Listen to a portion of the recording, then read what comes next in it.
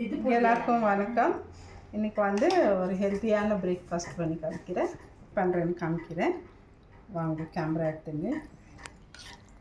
மாங்காய், பப்பாயா, வாழைப்பழம், இது வந்து சாபுதானா. இது வந்து கொஞ்சம் சுடு தண்ணியில் போட்டு பாயில் பண்ணி வச்சுருக்கிறேன். இப்போ வந்துட்டு ஃபஸ்ட்டு ஒரு ஸ்பூன் இது போட்டுக்கலாம். மேங்கோ போட்டுக்கலாம். சாபுதானா போட்டுக்கலாம். இப்போ வந்து பண்ணுறேன். கொஞ்சம் வாழைப்பழம் போட்டுக்கலாம். இப்போது அதுக்கு மேலே இந்த சாபுதானா, பப்பாயா போட்டுக்கலாம். கொஞ்சம் குங்குமப்பூ போட்டு பால் காசி வச்சுக்கிறேன். இப்போ வந்துட்டு இதில் ஊற்றிடலாம். நம்ம ஃபாஸ்டிங்கில் கூட இது எடுத்துக்கலாம், ஒன்றும் தப்பு இல்லை. ஃப்ரூட்டு தான் இது.